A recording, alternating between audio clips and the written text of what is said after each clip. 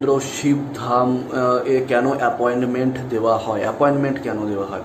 কারণ অ্যাপয়েন্টমেন্ট এর জন্যই দেওয়া হয়, কারণ প্রচুর ভিড়, প্রচুর জমায়েত আমি কখনোই চাই না। কারণ আপনাদের সকলকে আমাকে সময় দিতে হবে। আমি কখনোই কিন্তু আপনাদেরকে 3টে ফুক মেরে ছেড়ে দিতে পারবো না।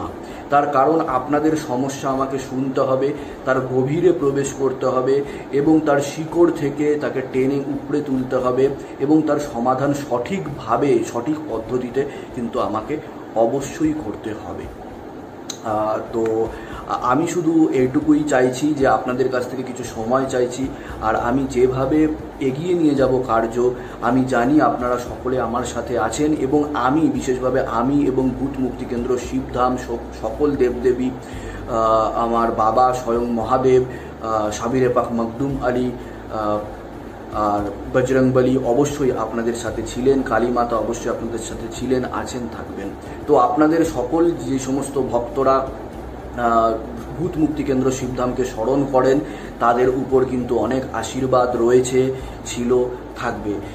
তো আপনারা কখনোই ভয় পাবেন না এবং আপনাদের যাদের যাদের যেই সমস্ত সমস্যাগুলো আছে সেই সমস্যাগুলো আমি অন্য ওয়েতে ঠিক করার চেষ্টা করব।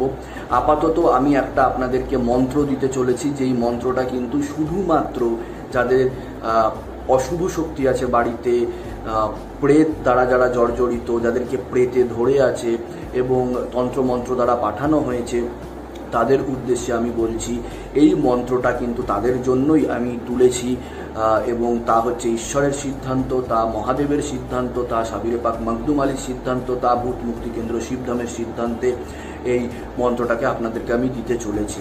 এই মন্ত্রটা কিন্তু বাচিক জপ করা যাবে না, মানে মুখে উচ্চারণ করে বলা যাবে না।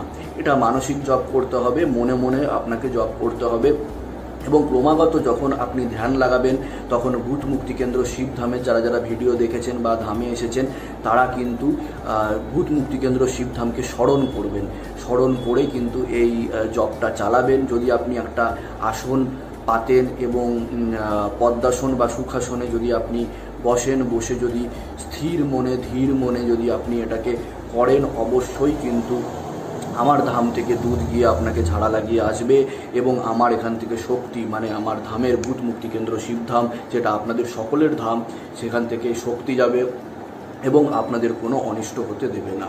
তো মন্ত্রটা হচ্ছে সেটা হচ্ছে ওম নমঃ শিবায়, ওম নমঃ শিবায়, ওম নমঃ শিবায়। প্রথমে আপনাকে বলতে হবে ওম নমঃ শিবায় শক্তি রূপে গুরুপিরানন্দম নমঃ ওম।